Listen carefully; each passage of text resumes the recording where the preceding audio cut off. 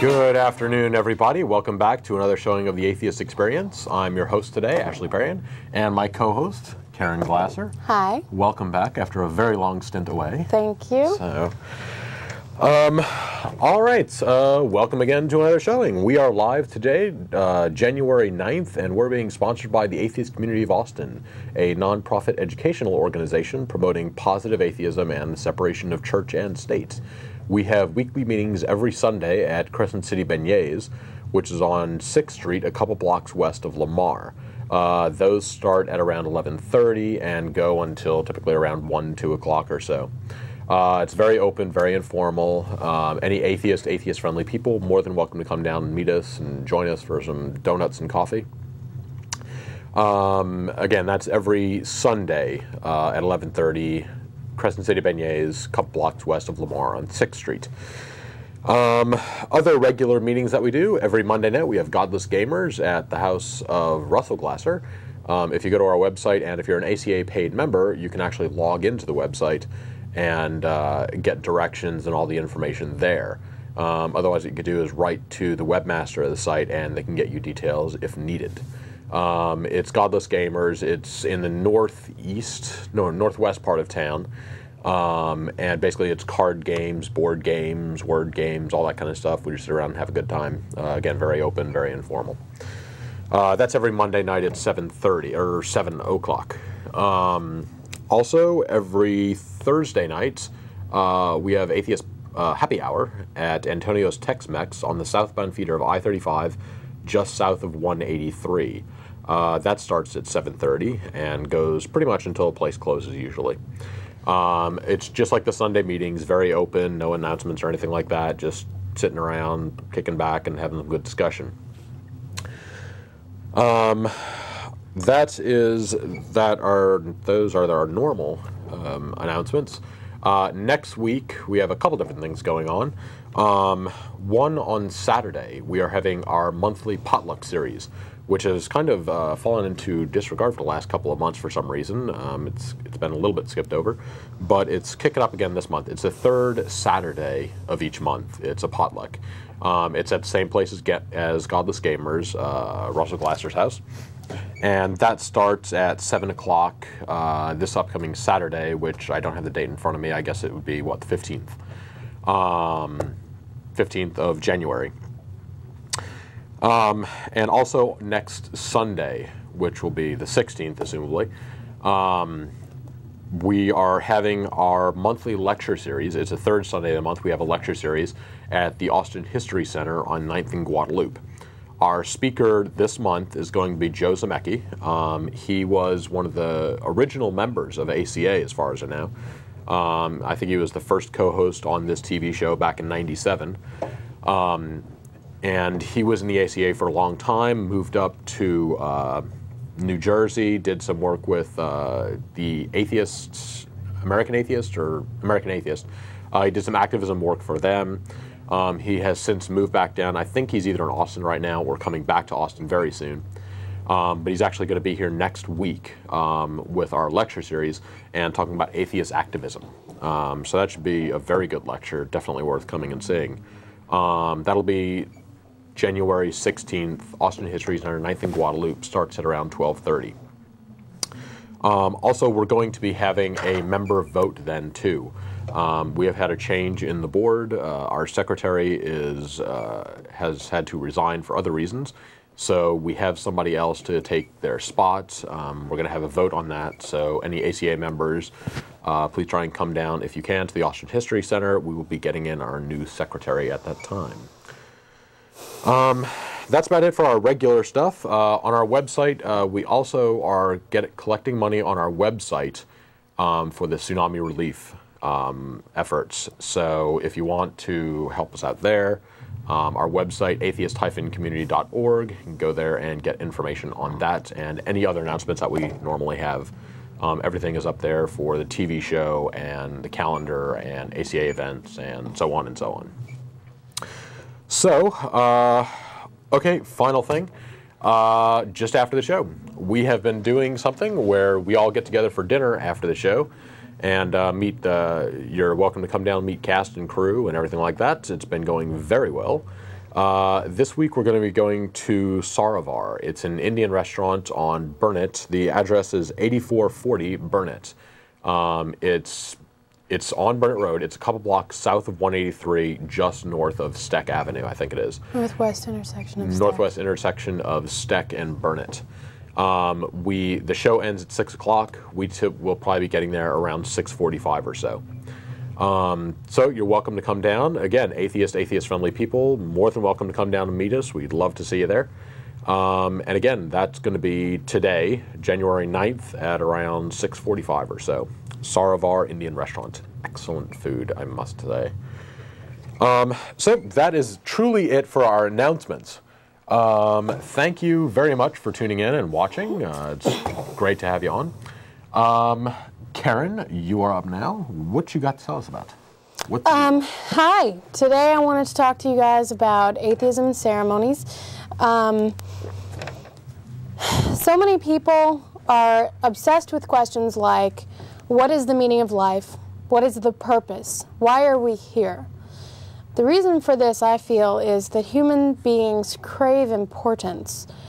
One of the main functions that religion can serve is to create meaning, create purpose, and create importance. Through God, your goals are to serve God, please God, and eventually reach God and live eternally in the favor of God. Many people pity atheists because they view our lives as lacking of these goals and therefore lacking of meaning. Likewise, people create ceremonies throughout our lives which tie into these goals. We honor the miracle of birth by having baby showers and celebrating our birthdays. We honor the miracle of becoming an adult and being able to take these goals upon ourselves by having coming-of-age ceremonies. We honor the miracle of love by having weddings. And we honor the miracle of the universe by celebrating the birthday of the world or the new year. And we honor the mystery and misery of death by having funerals. Atheists constantly struggle with ceremonial practices since we don't believe in God. When one lives as an atheist, we have difficulty finding reasons or ways to celebrate these important factors in our lives. I have known many atheists who have struggled with mourning the loss of a loved one, but did not have a funeral, both because it's too late to say our final goodbyes and because we are not committing their souls to God. I've known people who have loved but struggle with the idea of marriage because they could not find a non-theistic way to celebrate their commitment to each other without creating a union in the eyes of God. Without creating meaning in ceremonies, it becomes easy to go through your life blindly and in sort of a blur.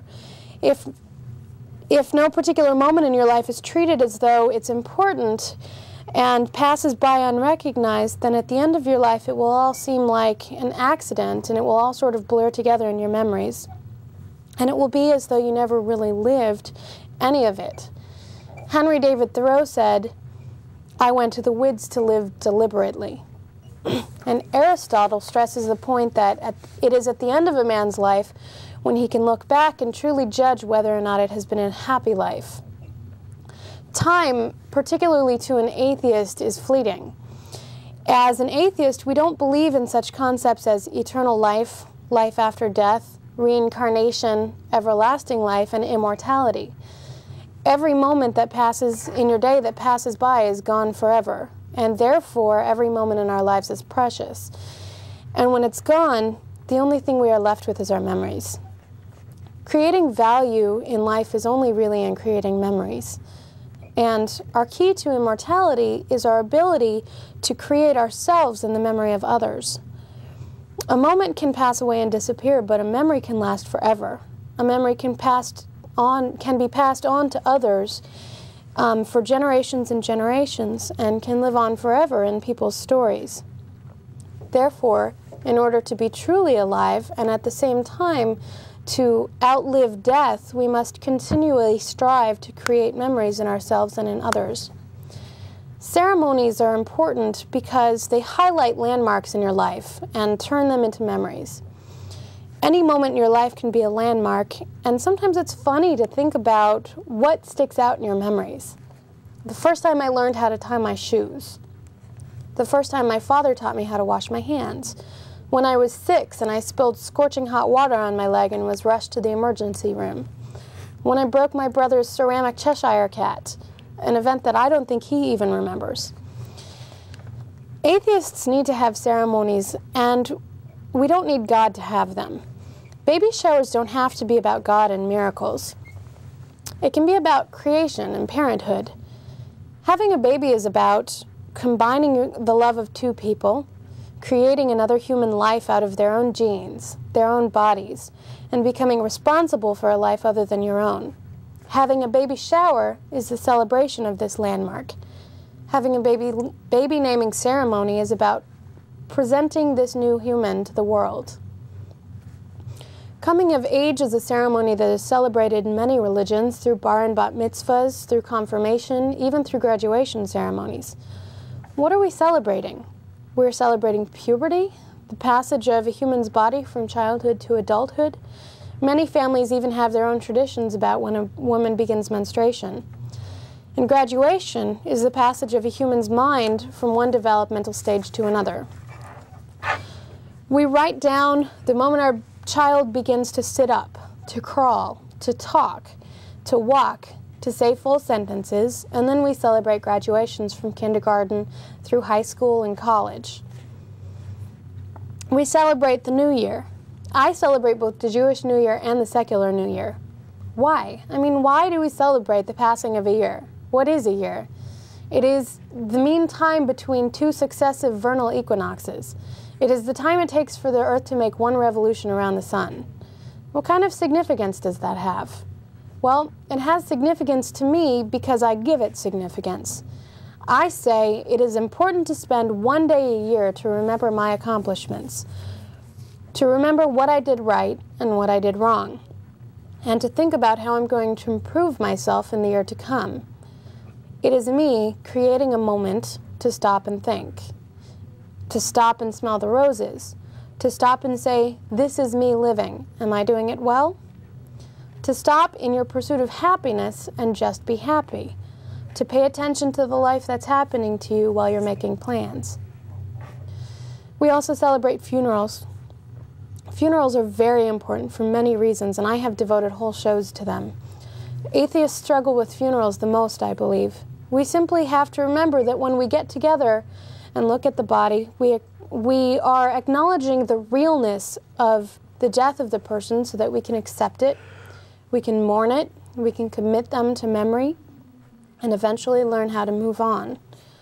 We get together with people who loved the deceased so that we can share our warm stories, share their misery, share their company.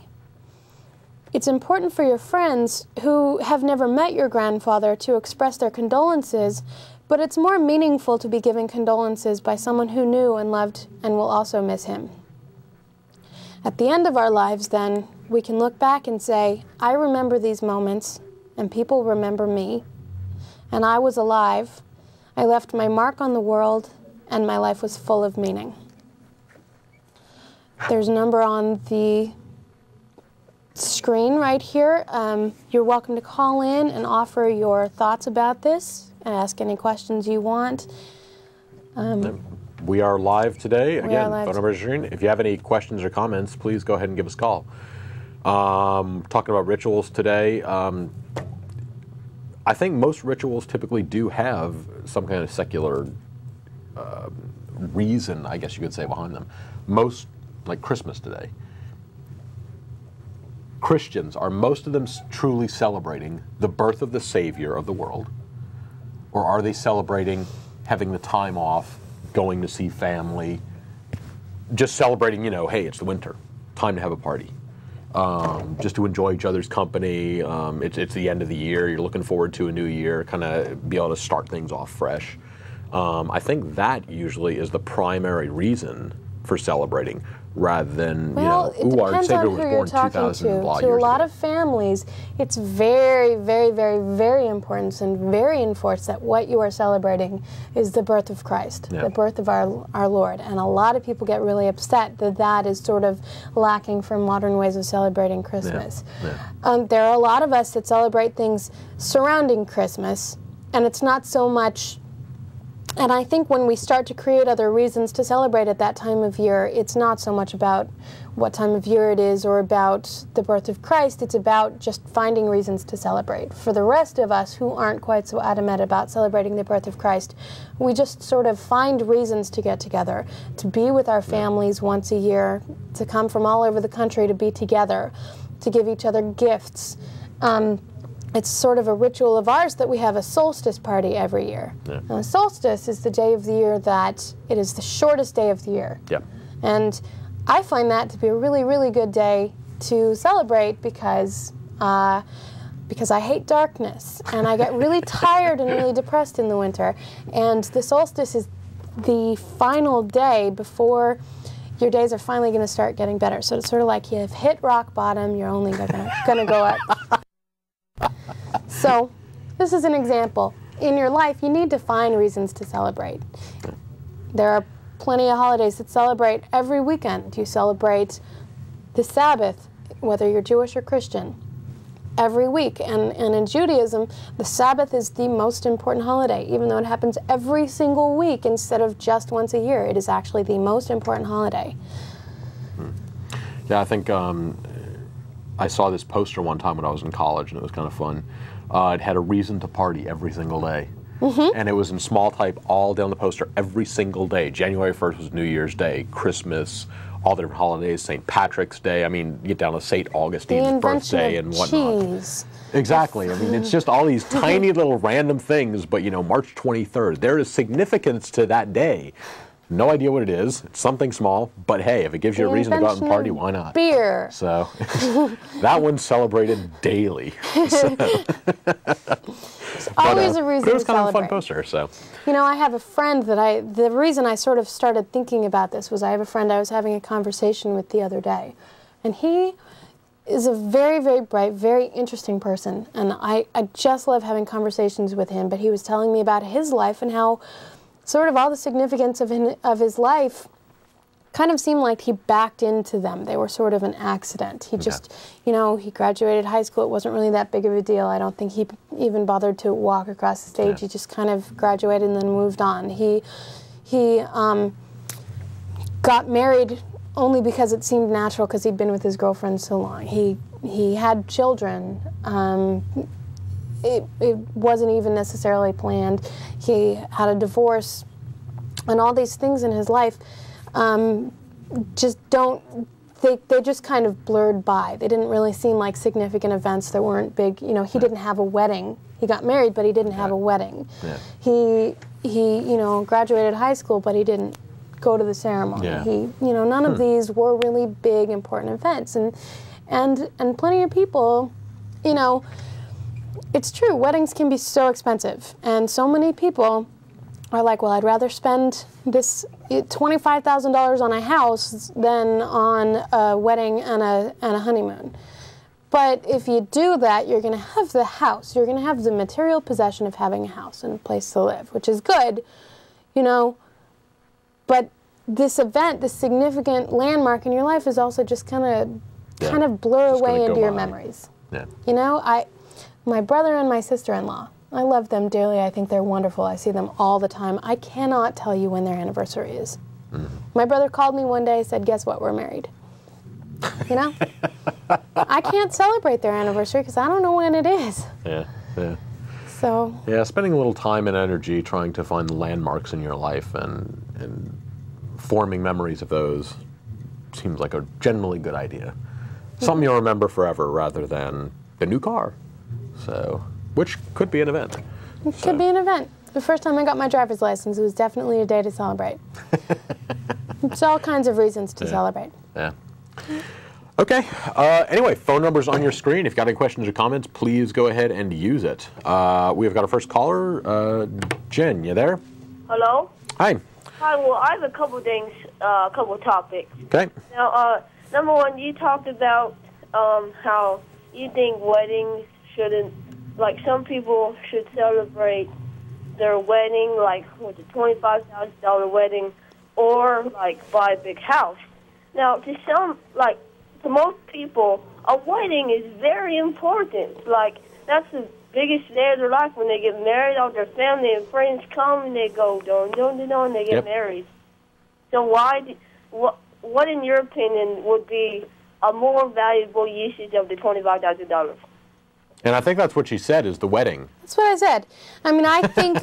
Not the couch. The problem is a lot of people who are secularized and who don't celebrate religions feel that a wedding is such a religious ceremony that they don't think it's as important, and they will put that money into something else like their bills. You know, they'll just kind of go on with their daily life. They'll save that money for their bills. They'll save that money for their house. They'll save that money for their retirement, their children's college. These are all very good, valuable things.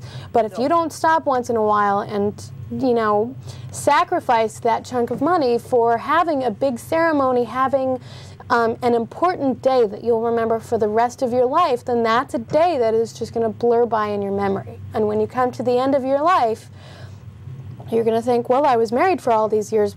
I can't really remember that many of the details. I can't remember that, you know, the transition periods. You know, I don't know the day when I started dating this person. I don't know the day when I got married. I don't remember any of our anniversaries because these weren't as big of a deal. Well, see, like, wait, let me see. Like, see, if you spend all this money on the wedding, then everybody knows you're married. But if you don't, then like someone's like, hey, I'm married. And they're like, exactly. I'll just go to your wedding. You can, and also, like I said in the beginning, a lot of the reasons people feel the need to have these questions answered is because they want, can be because they want to feel important. And a wedding, you know, you invite all your family in from all around, and everybody recognizes that this is a special day in your life. Everybody recognizes that you're getting married on this day.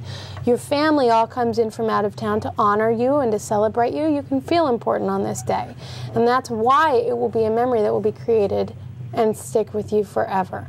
It'll stick in the memories of other people. And if you die before then, they'll remember your wedding day as something beautiful and wonderful forever and ever and ever. You know? Well, I was just wondering, do you celebrate the day that you converted to atheist? I did not convert to atheism. I've been atheist my whole life. Oh, what about? I was, I guess, I would almost call it apatheistic for a long time. I didn't necessarily believe myself, but I figured, well, so many other people believe it. There must be something out there. Converting to atheism, there wasn't. What the beep is apathetic, or the thing that you used to be. Yeah, apatheistic, I call it. Basically, you know, there might be a guy out there, but heck if I know about it. Basically, I mean, converting to atheism was not, you know, a day in my life. You know, I can mark off January 31st or something like that.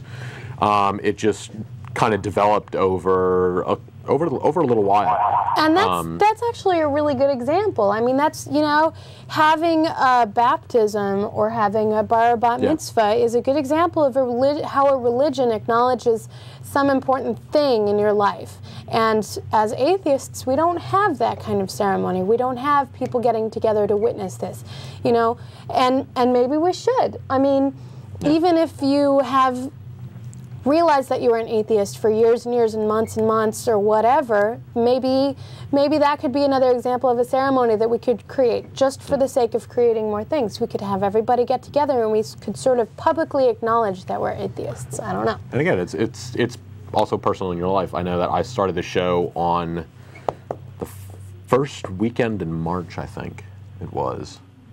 I think Martin did it through the end of February last year.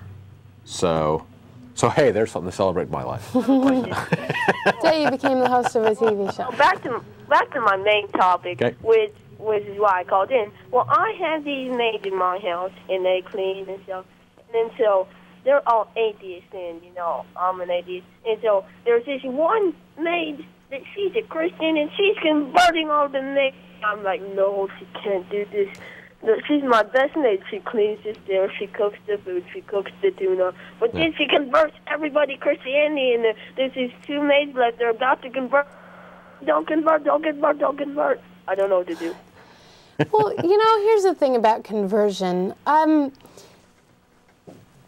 Hello? I'm an atheist. I'm an atheist not because this is a lifestyle I choose. It's because this is what I believe. You know, I can't really affect my belief system. I can't make myself believe in God if I try. And if someone converts at some point in their life, it's probably because whatever theory they've heard is meaningful to them, and because whatever the theory they've heard, they feel connected to it, and so they will publicly acknowledge that they feel connected to that by converting. And I don't think that has to be a bad thing. Converting doesn't have to be a bad thing, and you know, people can treat it like it is, even influencing people. Like I just recently watched the movie In and Out about a teacher who was gay, and they were so worried that he was going to stay in the school and he was going to influence all the other kids to become gay too, you know.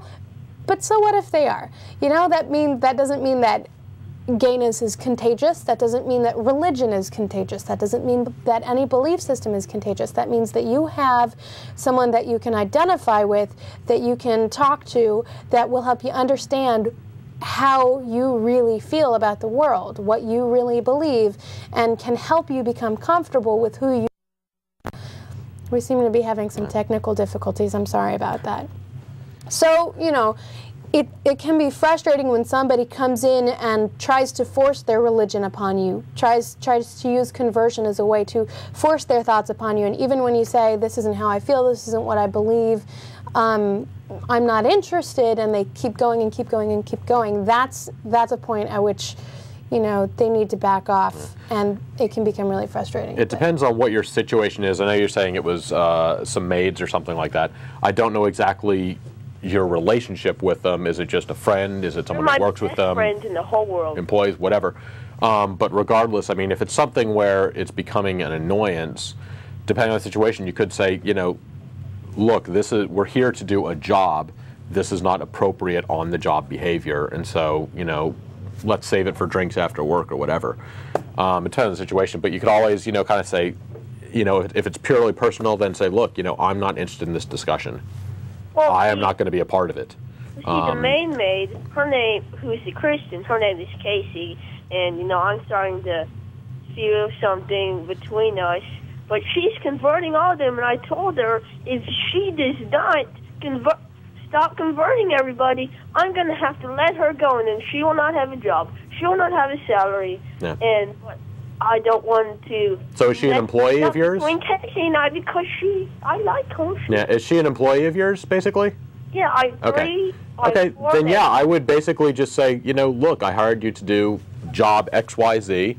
And while, you know, I respect your views, and I understand that, you know, you feel strongly about religion or whatever, this, you know, on the job is not the time to be doing that. So please, you know, just for giving you the job, please respect that. She slaps me in the face, and I feel so hurt.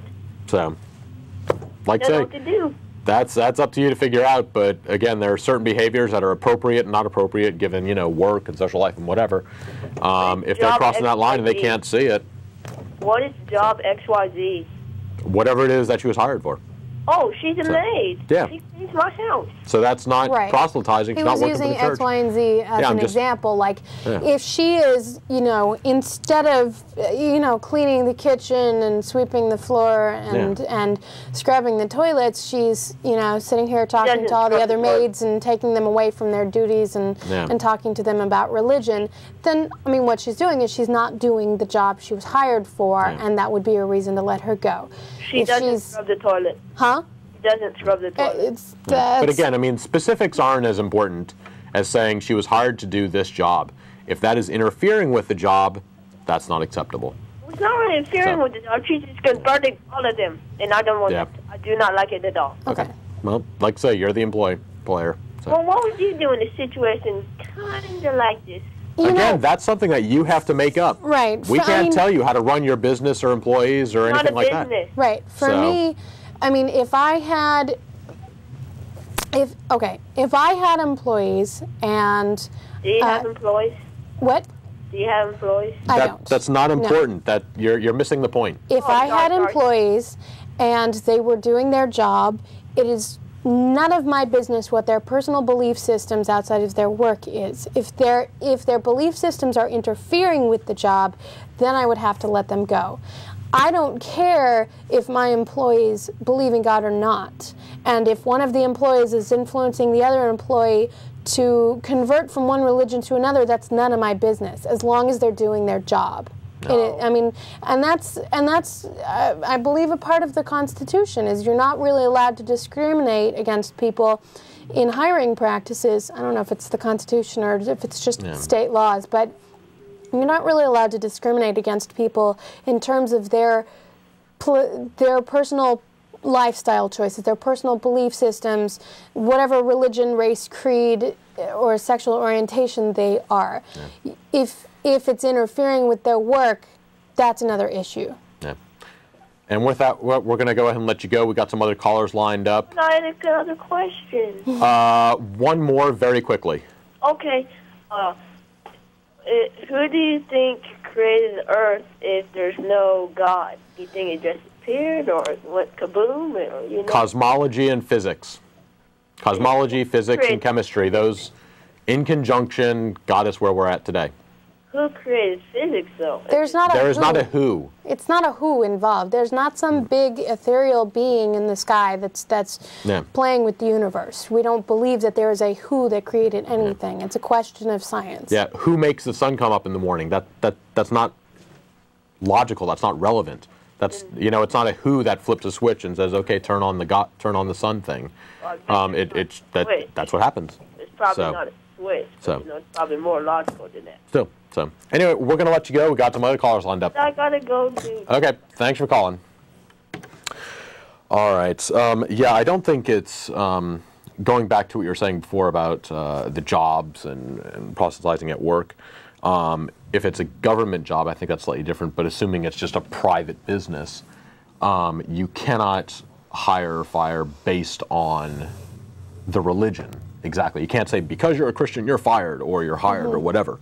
But I think it's definitely crossing the line. If it starts interfering with how you perform your duties in some way, then that's a whole different matter. And it can be really tricky. You know, at my job, I work in a nursing home. I'm a social worker. And a lot of people who are dealing with the end-of-life process are very, very spiritual. And when they go through these tough moments in their lives, they want a certain amount of spiritual counseling.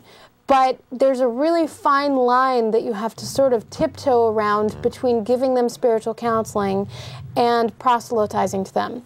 And I have had some residents who have felt like employees were proselytizing to them when the employees were just trying to console them in the language that they knew how to console them in, you know, by saying things like, well, you know, God has a plan, God has a reason for you. And it's tricky. You have to know who you're talking to. You have to know what they want to hear. Sometimes it's very appropriate to use it in the workplace, and sometimes it's really, really not. And I think the trick is you got to let them speak first. And if it seems like that's what they want to be talking about, what they want to be hearing, then you just kind of go with it. I mean, you know, I respect and I understand that a lot of people in the nursing home I work in are very spiritual and do need a certain amount of spiritual guidance in this end-of-life process. And even though I'm an atheist, I don't impose that upon them, and I don't deprive them of their right to get spiritual guidance. You know, I give them as much as I can. And when I feel I'm not capable of giving it, then I will refer them to someone I know that's more capable than me. Okay. All right. Anyway, phone numbers on your screen. Got any questions or comments, please give us a call. Don, you there? Yeah, I was wondering, is all atheist chicks as hot as this girl here? No. That's not relevant. Got any questions that are relevant to the show? Is your name Anton LaVey? No. That was he's actually dead, isn't he? That's Anton LaVey is the guy who wrote the Satanist Bible, I think. I think he died a little while ago. I'm not positive on that, but I think so. Must have missed it in the newspaper. All right. Thanks, y'all. Have a good weekend. Thanks. Okay. You too. That was kind of pointless.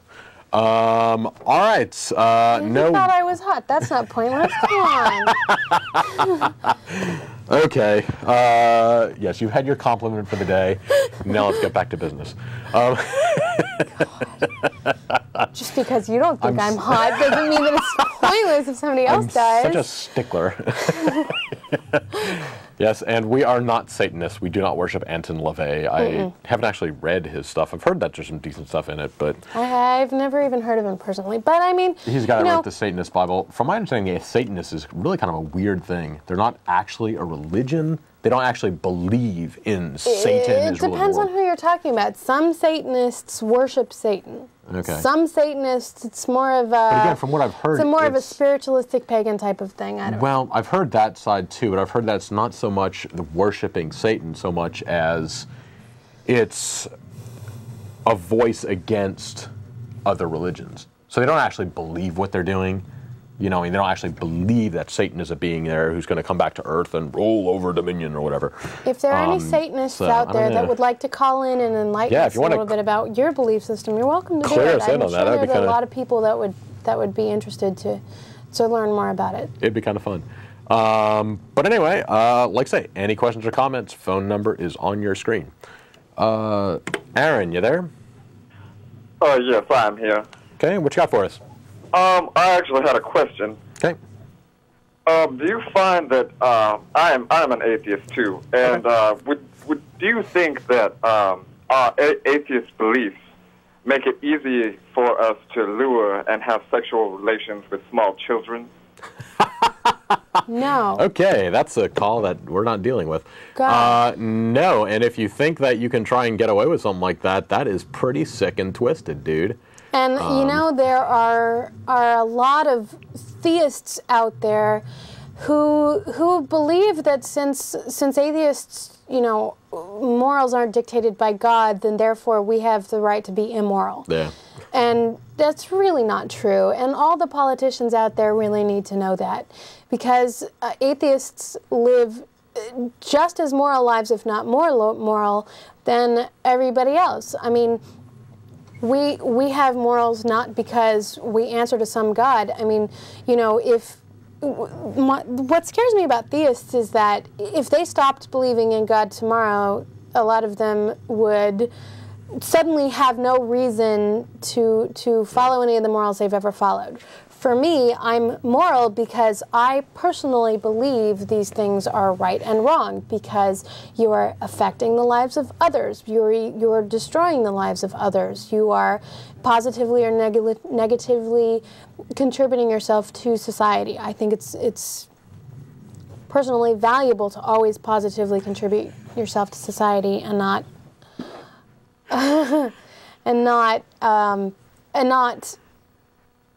I don't know, do things to other... Basically, as atheists, we typically have more of a logical reason as to why to be moral. We don't go around saying don't kill because the big invisible man in the sky said so, and he'll kill you if you don't follow his rules. That's not such a good reason, because if you can't prove the invisible man in the sky, not so sure you should really follow his laws. The reason that you don't kill, for instance, is because it really sucks for them. And if somebody else turned around and did it to you, it really sucked for you. So there are reasons, that secular reasons, why killing and stealing and, you know, pedophilia is bad. There are really good reasons that those are bad. And it's a lot more in depth than because the big invisible man said so. If you want us to go into more detail on that, you're welcome to call and ask us to. Exactly. That's what the phone number's for. Let's go on to Jeff. You there? Yeah, I'm here. Okay, what you got for us? I'm Catholic, and I wanted to know a little bit more about where you think you come from. Okay. All that stuff. Atheism, that's kind of a broad question, but in a nutshell, atheism has been around for as long as theism has been around. As long as there have been people who have said, you know, I think there must be a reason for all this, there must be a God who created all of this, there have been people who have said, I don't think so. And so basically it's just the idea that there has yet to be any proof that God exists. Therefore, I don't believe it. I don't see any hard evidence or any really good reason why God exists. And I see a lot of good logical arguments as to why a being like that cannot exist. Therefore, I choose not to believe. And when you're asking questions about where we came from, where everything came from, where the universe came from, the thing is, we have a lot of good theories. We have a lot of good scientific theories about where we came from. And we study them. There are people specifically devoted towards trying to find out where we came from, where everything came from. But we don't have the answer yet. We have good leads, but we don't know the answer. Eventually, maybe we will. Eventually, maybe we'll never figure it all out exactly. But what God does is, we don't know where the universe came from, so we say, well, God made it. This doesn't really answer any questions, though, because you can just as easily take it one step forward and say, where did God come from? And then everybody else will say, God didn't have to come from anywhere, God just is.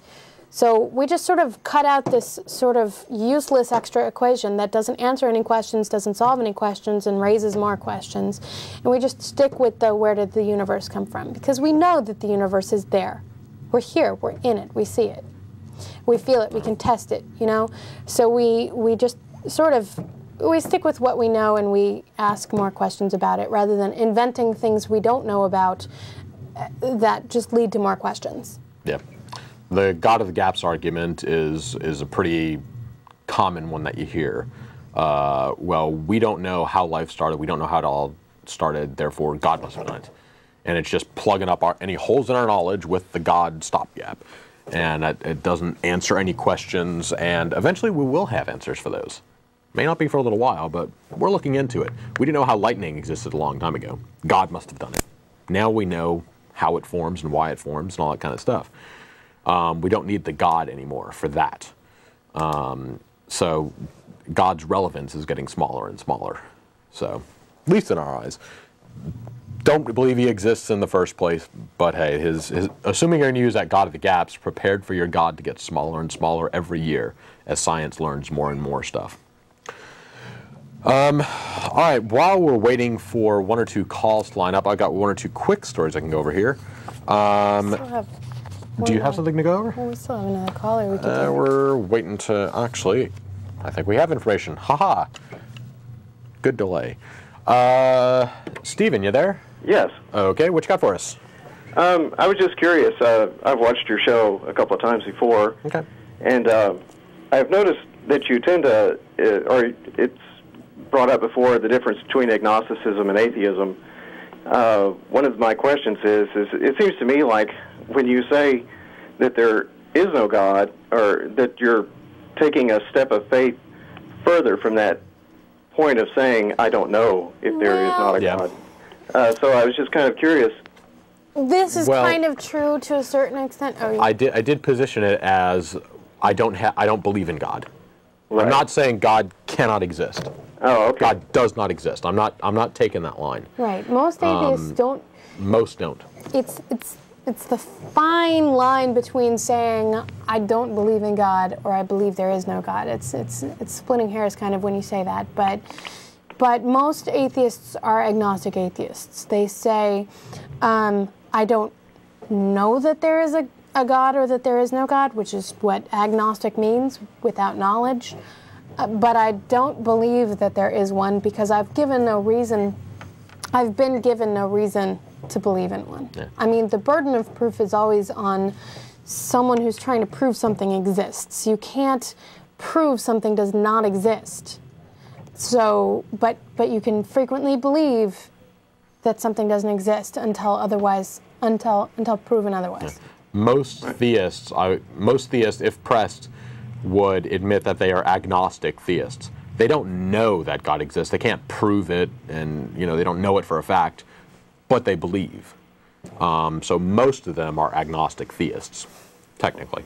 So your group would be more along the lines of more or less agnostics who basically just say you don't know whether there is a God.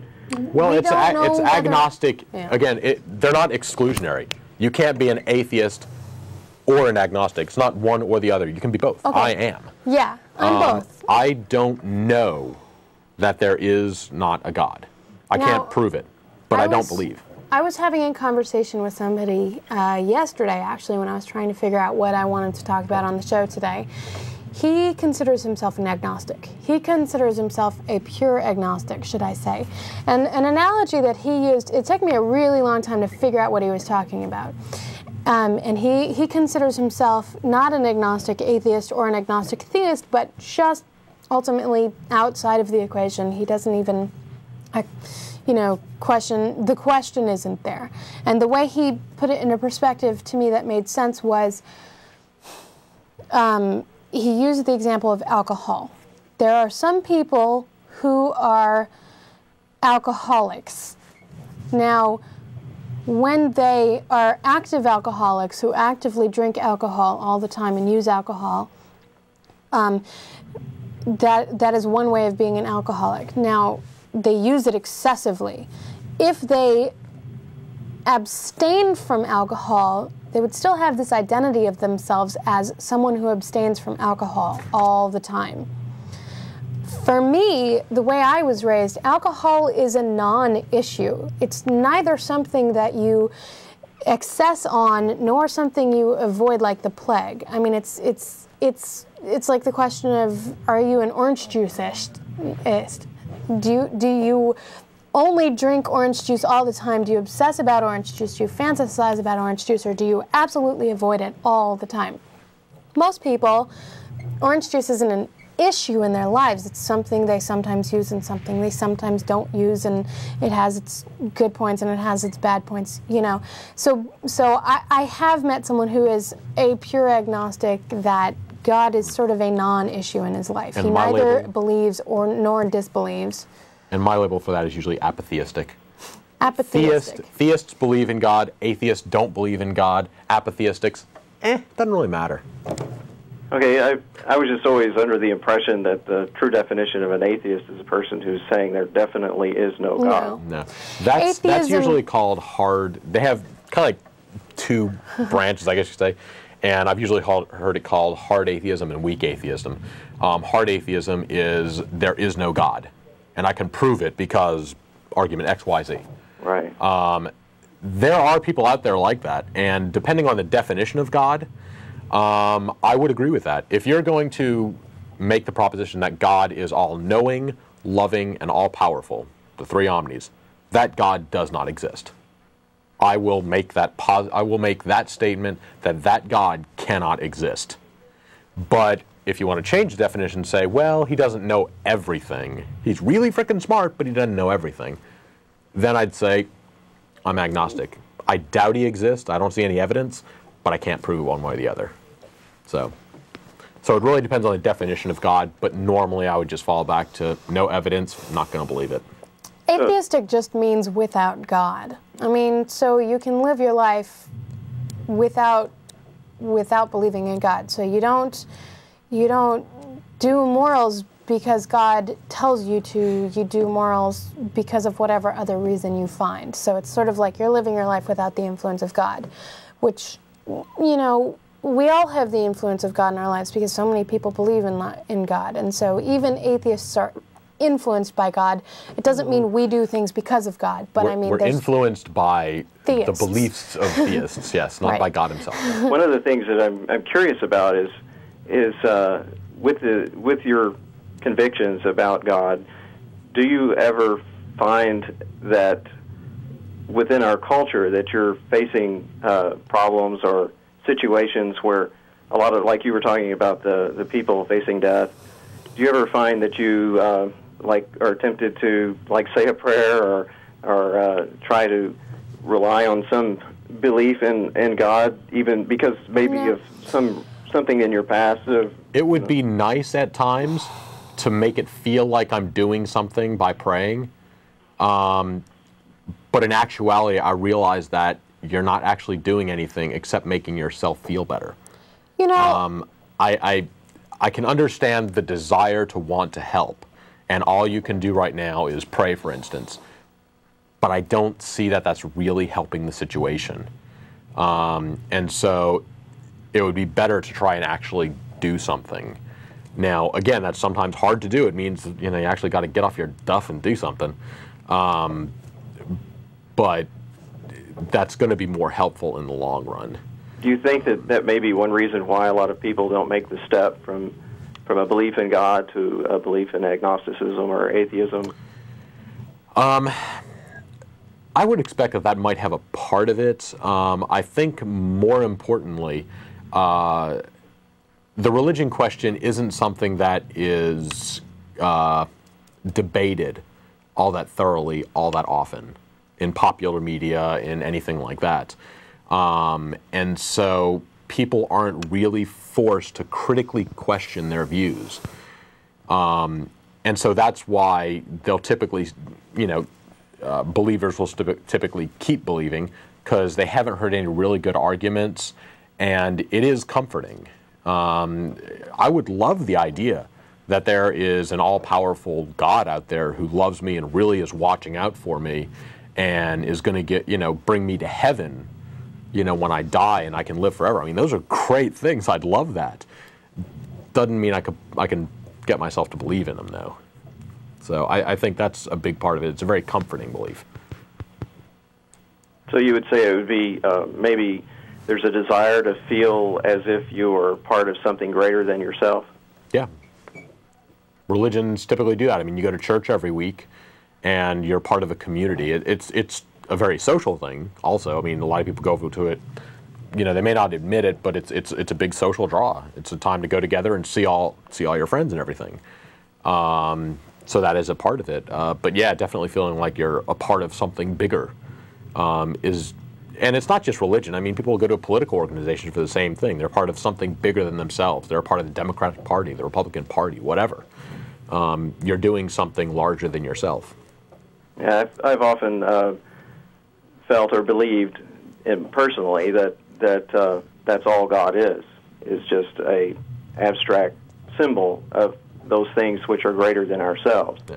And if that's what you want to define God as being, then I'm a theist. Hmm. So I'm a Gnostic theist. I know that God exists. If it's just the concept of interconnectivity, exactly. My mother likes to call that term spiritual internet, that we can all be sort of related to each other, that we can all be sort of connected to each other. But that doesn't really have anything to do with whether or not there's a God. That's just having to do with whether or not people of the human race can be connected in some way. I was curious. I grew up always hearing about Madalyn Murray O'Hair. Mm-hmm. What was she? Do you remember what? How did she believe in terms of? I know she was an atheist. Obviously, she went out to start, I think, American Atheists.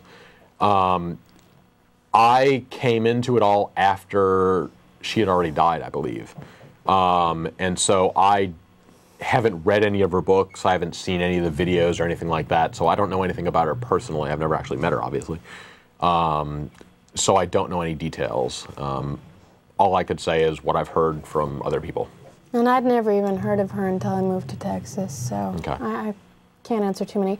She was an atheist, and she was a relatively famous atheist that led a particular atheist movement, and I've heard from a lot of people that she was kind of a bitter and cynical person, so I don't like to associate her as like the founder of atheism in any way, because atheism has been around a lot longer, and you're certainly not required to be bitter and cynical as a prerequisite to atheism.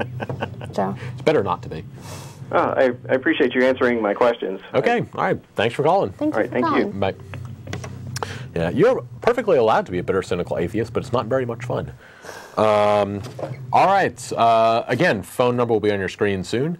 We are meeting after the show, as always. Any atheist-friendly people, we're going to Saravar Indian restaurant tonight. Different than our usual haunting for the last month or two that we've been doing it. But we're in the mood for something that's going to blow our heads off. So Indians should definitely do the trick tonight. Don't say that. Well, you're going to invite crazy theists that want to kill us. Hopefully they should understand the fact that we're looking for blowing our heads off. We're looking for hot spicy Indian food. And if you don't like spicy food, you can still come. Not all Indian food is spicy enough. You can order mild, which is usually quite mild. So, but anyway, address is on your screen. 84 8440 Burnett. It's the Burnett-Steck intersection there. It's on Burnett, a couple blocks south of 183, and the show ends at 6 o'clock. We'll be there around 6:45. Any atheist-friendly people, more than welcome to come down to meet us. Let's go on to yet more callers. We have got Robert. You there? Yeah, I'm here. Okay, what you got for us? Well, I just been listening to you, and I can respond to a lot of things that you've been saying. One of Madalyn, I think, stole and was chopped up, and they found her inside of oil. Yeah, actually, she didn't steal. From my very limited understanding, which I will say I could have this wrong, it was to do with money, but I believe it was somebody else that was actually stealing from the group and killed her because of it. Yeah, they That's ran with my limited. They actually ran with some money, actually gold coins, and they did get involved with a couple of real dark guys that stole from them and ended up killing them, and they found them years and years later. Yeah. But that was all according to the newspaper. This is all newspaper knowledge, which you have to question anyway. Yeah. That was just a segue. Okay. Going back earlier in your conversation, you guys were talking about a number of different things. One of the things I've often wondered as an atheist, how you, or society as a whole, how reason must dictate for you what is right and wrong. If not, would not society dictate that to you? As in, why is killing wrong, for instance? Yeah, why? I mean, you too, as atheists, as you say, you don't believe in God, which is basically, to me, a philosophical roadmap. You know, looking up, Jesus basically, to me, says, look up, there's something better. What it is, they in the Bible try to say all the major religions. If you go to Aleister Crowley, you talk about Satanism too. If you go to Aleister Crowley, he was with the Golden Dawn.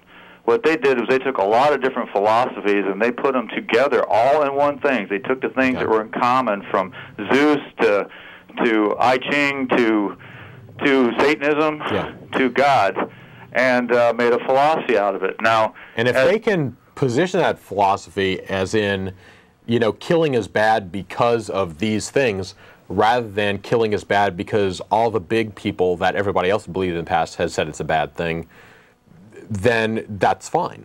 Yeah, if they can give a secular reason as to why killing is bad, something that's based on real world, then that's fine. Well, that's another question But just because I have. God or Zeus said so doesn't mean much. Well, no, that's not what I'm getting at. Okay. So you're talking, another term you used was secularism. I consider that sort of a blight on the world. Why? How so? Well, it came up with John Dewey, Lenin-like John Dewey, the Dewey Decimal System, and it's been implanted in our schools, basically. Our forefathers and the Constitution that we have in this country was, without a doubt, about 2/3 of the people that signed the Declaration of Independence were Freemasons, which is its own kind of a strange thing. There's a lot of things we could go into. But the 1/3 believed in God. They actually used to teach English with Bible passages. They used to have prayers on the rotunda. It's part of our country. It's part of our Constitution, which as an American I hold to. But it's not part of the Constitution. The reason that a lot of it was taught from the Bible is because the Bible was pretty much the only book that was readily available at the time. You read that or you don't read.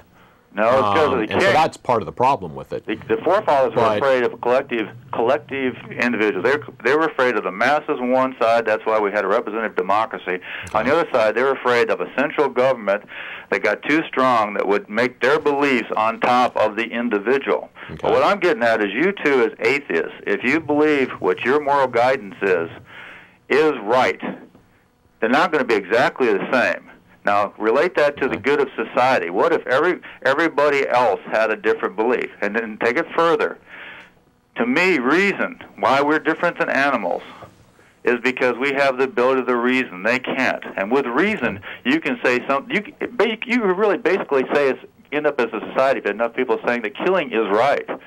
You're talking about child molestation? I think it's abhorrent, too.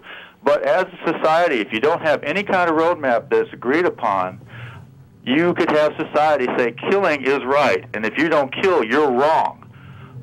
You have nothing to grasp. But there is nothing in society that would say that killing is right. It hasn't happened yet. Yeah, that's true. And there's no reason that it should happen. Reason does it is that. detrimental to society, and so under what circumstances could you imagine where killing as a normal course of means, I'm not talking about self-defense and, you know, death penalty and stuff like that, what under normal reasons would it mean that it's better for me just to kill her?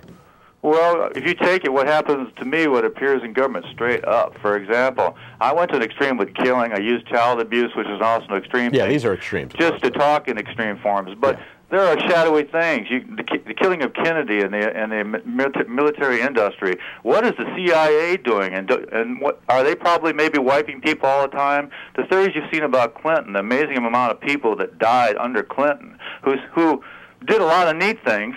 On one of your adjacent stations, the Smash the State, they're talking about the UN taking over all the parks and basically Xing people right off the parks for the good of the animals.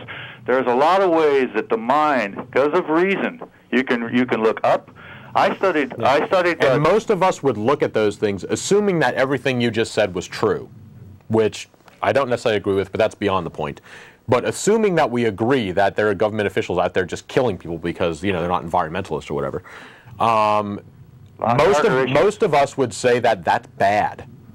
That's right. And right now, you would think that. Are you disagreeing? I do disagree. Okay. I think there's a dark element. Why is that good then? Why is killing people because they're not environmentalists good, for instance? Well, it's because it's good for the animals. Okay, but is not human life also important?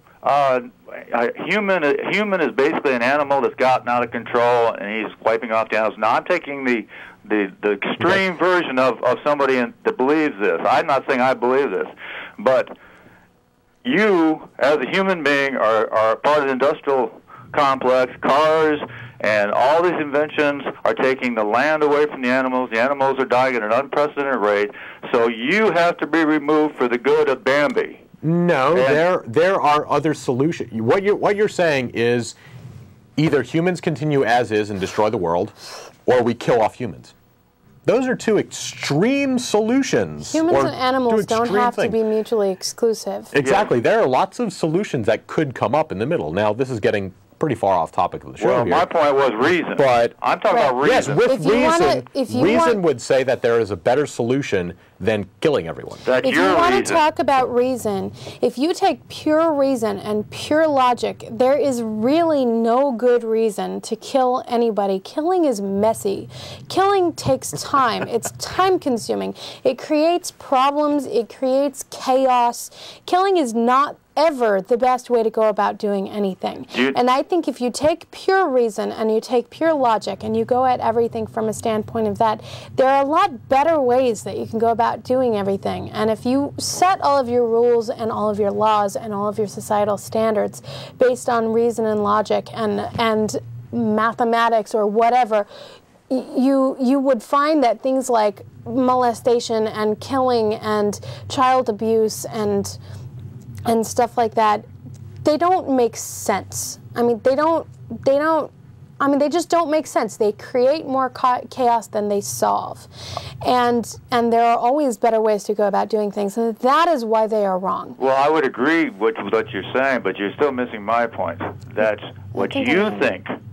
There are 300 million different reasons in this country, reasoning a lot of different directions, and they're all looking for guidance in their mind, and some of them are pretty dark.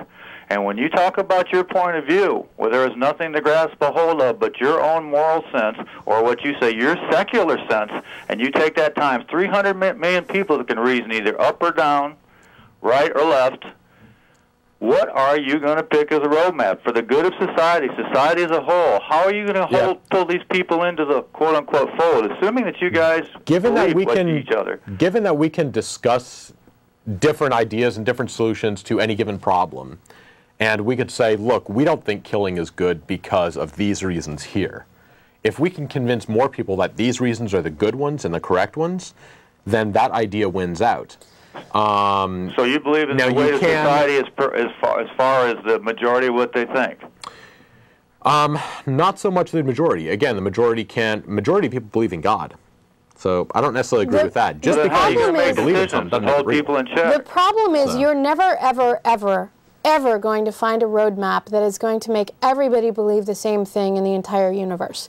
Even the common factor of God, which most of the world believes in, everybody believes differently. Everybody believes God is something different. Everybody believes God's laws are something different. There are so many people in the world that believe that God wants us to kill other people. There are more people in the world that believe God wants us to kill other people than atheists that believe that killing is good or bad or right or wrong, you know, without the lack of God. The problem with theism is we spend all of our time teaching people that killing is wrong because God says so, and we don't spend any time teaching people other better and more solid reasons why killing is wrong. And therefore, if one day that person suddenly loses their faith or reads a passage in the Bible that contradicts something that they previously believed, then all of a sudden they're going to become killing machines. Or, you know, if that's a tendency they have. So you have a fear of religious people or Bible thumpers, as you say, it sounds like. Not necessarily.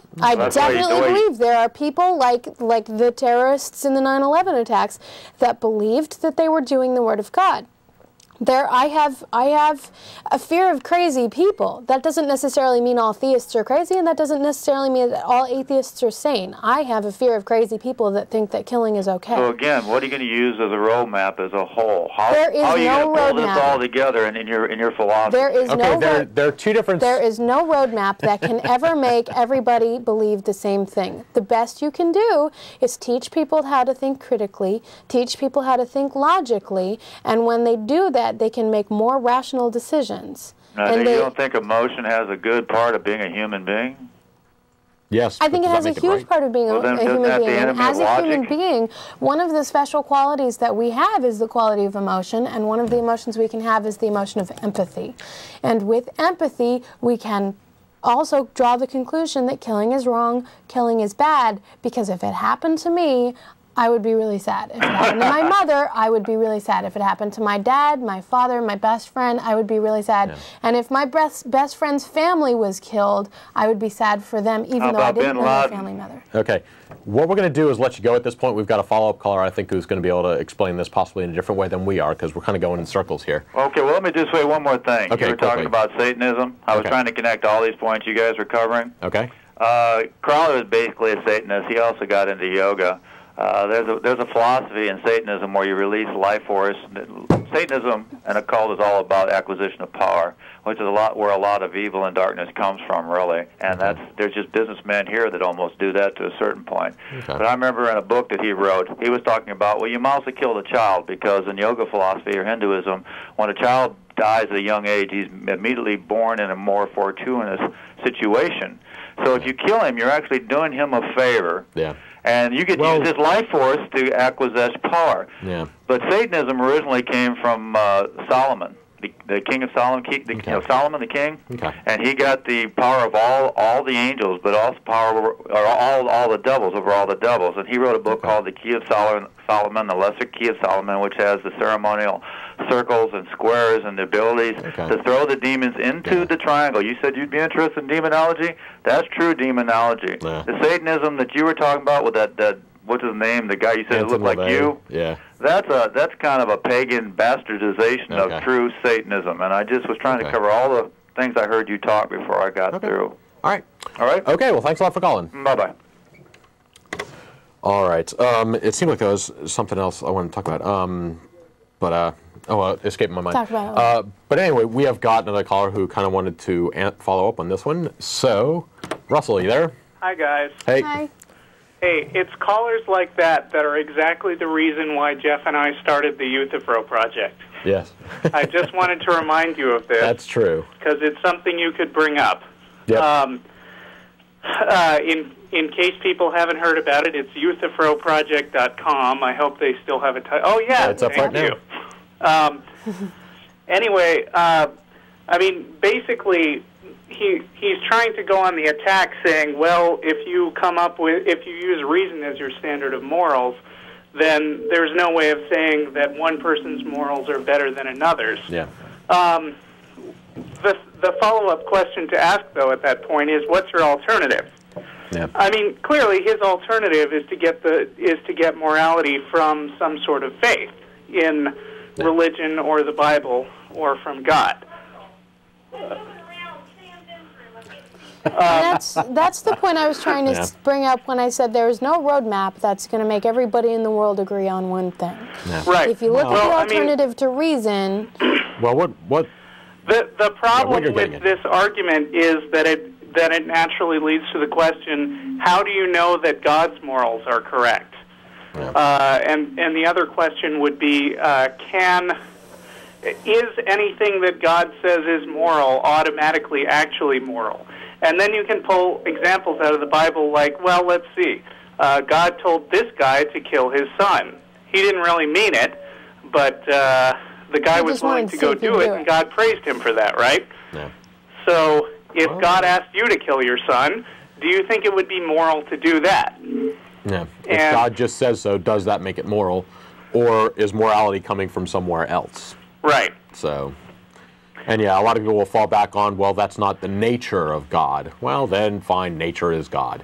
Where is it coming from still? That's not answering where the does the nature of God come from? Exactly. Is the nature of God automatically telling correct morals? Exactly. And if God isn't just making up this morality stuff as he goes along, then there must be some other standard besides God that dictates what morality actually is. Yeah. And that's got to be some kind of reason, which we can then figure out through reason. Yeah.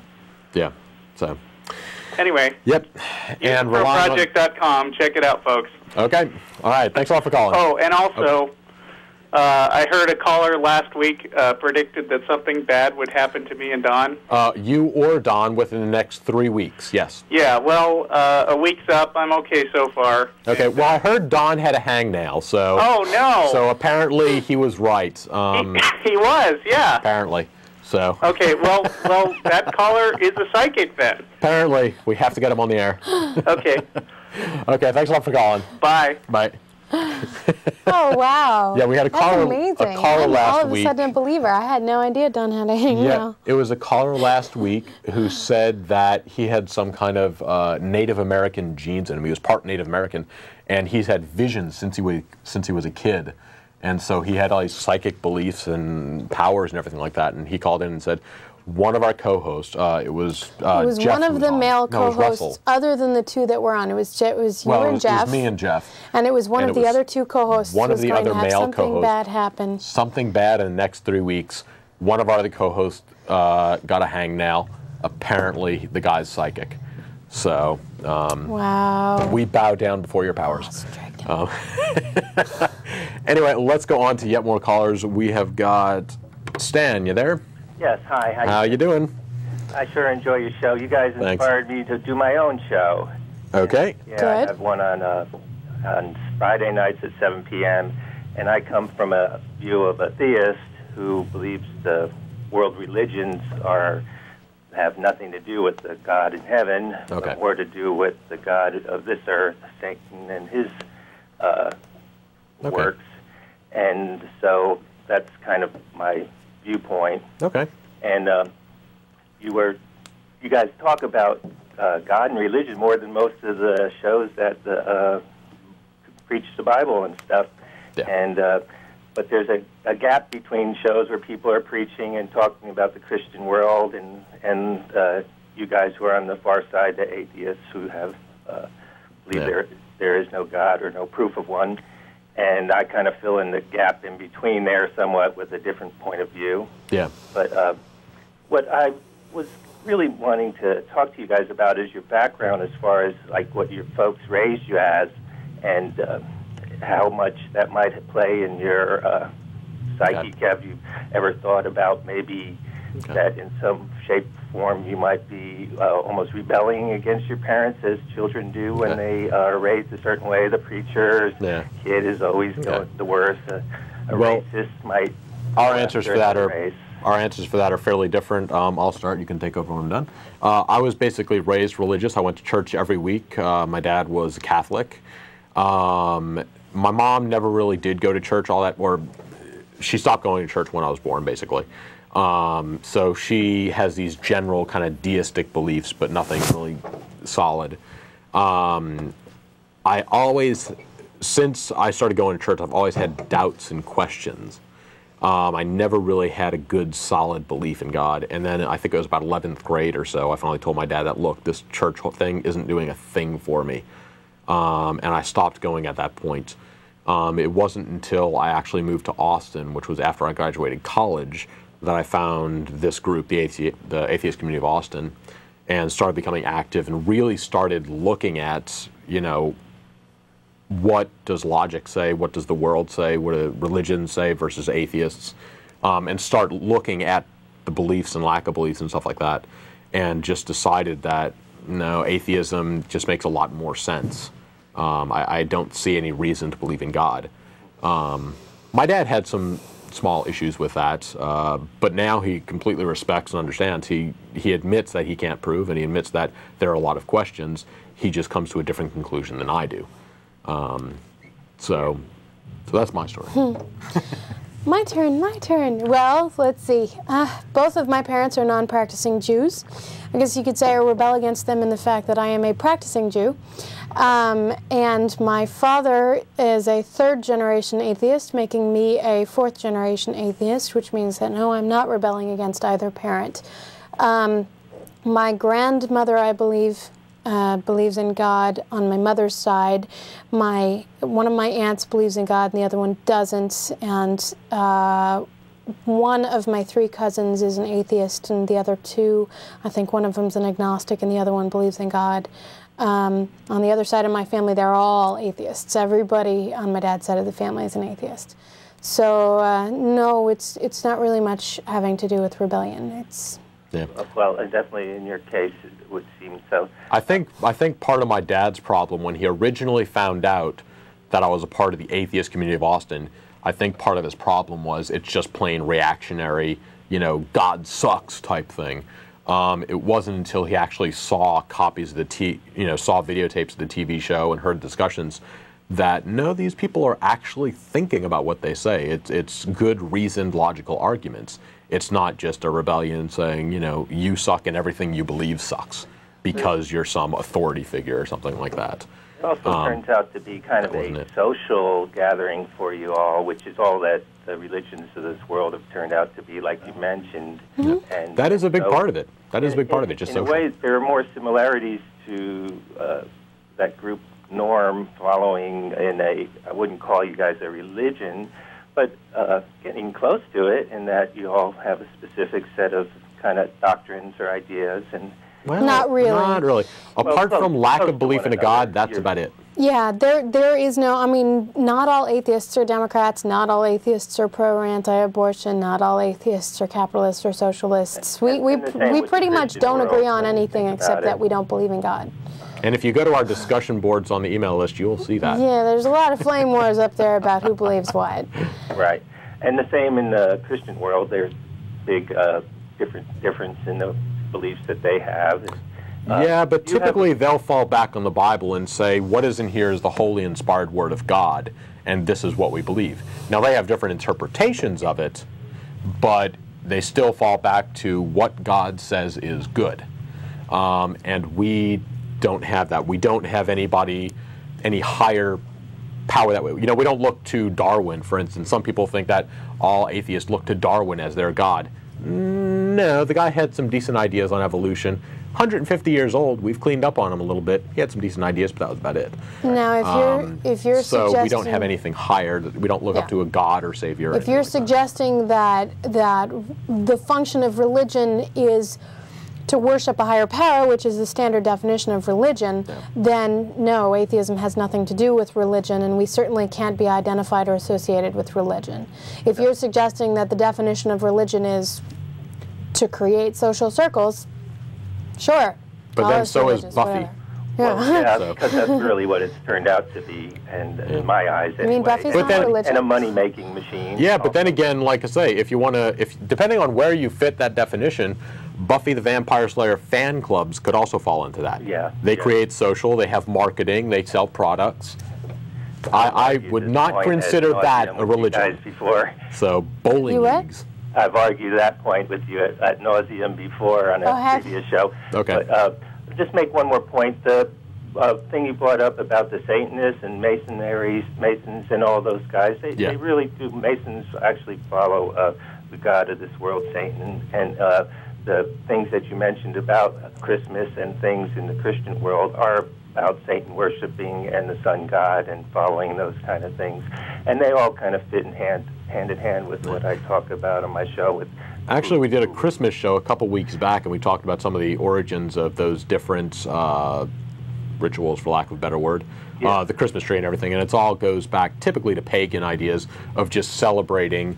It's the end of winter. Days are getting longer. You start planting crops. It's about rebirth, that type of thing. Right. So most of these holidays that come around this time of year are based on that of one, and then religions have taken over them and said, no, it's not the beginning of a new year, it's the birth of our Savior. Which is ultimately getting back to the sun worshiping and the sun god, who is ultimately Satan. And so when you... I haven't heard of the sun god being Satan before, but okay. Well, sure. If you look back in history, he's the light bringer, and the Satanists, they know who they're waiting for to come back, and a lot of what Christmas points to is that day when he'll be coming back soon to this planet. And I'll just close with those remarks, and tune in to my show if you can on Friday evenings at 7 p.m. Okay. Same channel? Same channel? Channel 11, called Bible Banquet. Okay. All right, bye-bye. Thanks for calling. All right, yeah, that's actually, I have not heard of the sun worshipping being Satanism before. I've heard that being the old paganist stuff, but I've never actually heard of that being Satanism before. Okay, new twist on it. All right, we have got, I believe, waiting for information on our callers. So our control room will get that up quickly. Line and 9 more minutes to go. We've got about 9 minutes left in the show. Quick announcement. Again, we go out after the show and typically cast and crew have dinner. We're going to Saravar tonight. It's an Indian restaurant on Burnett. It's a little bit north of Steck, a little bit south of 183. Show ends at 6 o'clock. We'll be there around 6:45 or so. Just look for the big long table of atheists, and that'll be us. This is for atheists and atheist-friendly people. Exactly. Please, if you want to come tell us how much you hate us or try and convert us, we'd rather not. I mean, we will trick you into ordering something not very good and very hot. Yeah. So. Make you eat something spicy. Yeah, exactly. All right. Let me go on. We have got yet more callers. Let's try and take Stan. You there? Yeah, I'm here. How y'all today? Okay, what you got for us? Oh, I just want to talk to that little old girl there a second. I want to tell you I agree with that other guy. You are pretty. And I hope that you get... And again, thank you. Thank you for the comments. Agree, but not really relevant to the atheist experience. Like I say, we're going out after this. God, he called me a little girl. I'm not, bro. Okay. Well, I guess I should be complimented and I guess it depends on how old he is. If he's like 50, then according to that, you are relatively speaking. Well, if he's using little to mean like thin and skinny, then thank you. I'm not standing up. You can't see the rest of me. All right, quick thing here. This is kind of funny. I saw a news article that came out, Voice of Reason, Predictions in 2004 Revisited. It basically goes about all the different psychic predictions that had come up at the beginning of 2004, early 2003, of what was going to happen over the last year. Let's see how many of them got right, shall we? Osama bin Laden will die of kidney disease. Don't think it's happened. We haven't caught him yet. We don't know for sure, but doubtful. Saddam Hussein will be shot to death. Again, haven't heard that one. Fidel Castro will die. Haven't heard that one. A live dinosaur, thousands of years old, will be captured. Have not heard of that one yet. Hoover Dam will collapse. Rosie O'Donnell will adopt Siamese twin girls. Let's see what else they had. Pulled from? This was just some different psychic websites and large psychic, names, I guess, who made predictions. None of them predicted Janet Jackson's little boob fest during the Super Bowl. Was it Super Bowl or? I don't know. Some sports during some sport game. Super Bowl, yeah. None of them mentioned anything about the prison torture in Iraq. I don't think any of them mentioned the World Series win by the Boston Red Sox. Not that I follow that, but hey, important to some people.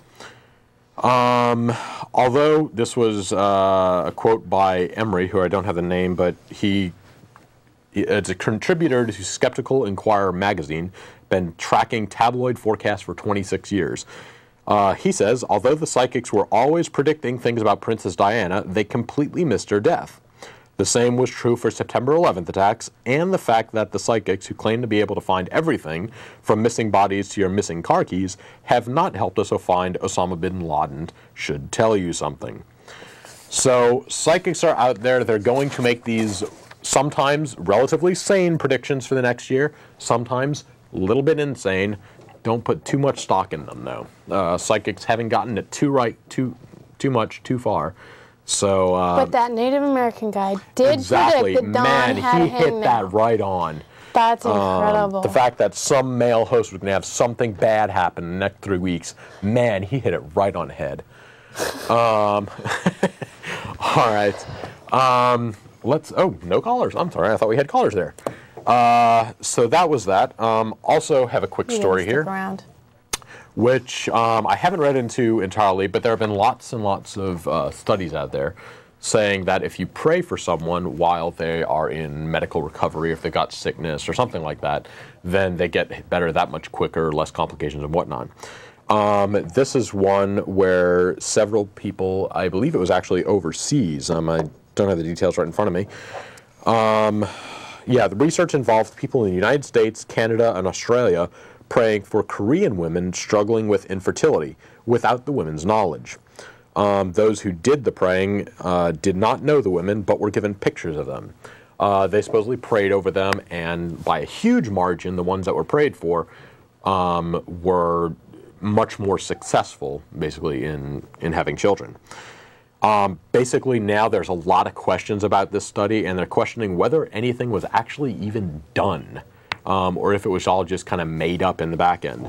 I don't have the details, I'm sorry about that, but this was actually posted on Monday, January 3rd, and I don't actually have the link to it. It was at mercurynews.com, if you want to go there and check for it. Research into prayer fertility link now doubted. Basically, there have yet to be any studies that I have seen that have been at all showing that prayer is somehow helpful. You mean credible studies, because that one did show. Credible studies. There have been a lot of studies out there showing that, but they've all had serious methodological flaws to them, problems of various kinds, just showing that, nah, that's a study that shouldn't really be given too much credence. So that's all the prayer stuff out of the window. Psychics can go goodbye. The other one they have, yeah, I'll go into this one really quickly. They have a new play in England called, what is it? Jerry Springer Musical, the Opera. It's funny. I think website was jerryspringertheopera.com. It's supposed to be very controversial. Critics allege the show, which was shown uncut on BBC Two last night, features more than 8,000 swear words and are angry at scenes showing Jesus in a nappy, admitting he is a bit gay. So apparently this show is definitely pushing those, pushing the envelope a little bit on what you can do. And some people are getting a little bit miffed at that. Apparently, I think it's the president or whatever it is, BBC, has been getting death threats because they showed this. And this play is coming to Broadway. Yay! So if you want to see something really kind of wacky, you might want to go see that. I watched, I think, the preview or something on the web, and it had like a little trailer type thing showing the play. Looked a little bit funny. It looked a little bit weird just in general, but who knows, it could be good for a couple laughs. So anyway, that is just about it for the show. We have got 1 minute left. Next week is Don, right? Don Baker, I believe, is going to be on. I'm not too sure. He's going to be talking about, let's see, he had mentioned it. He was going to be talking about, I don't remember. I can't remember what his details were. But he has a really interesting subject. Yeah, he usually has some excellent speeches.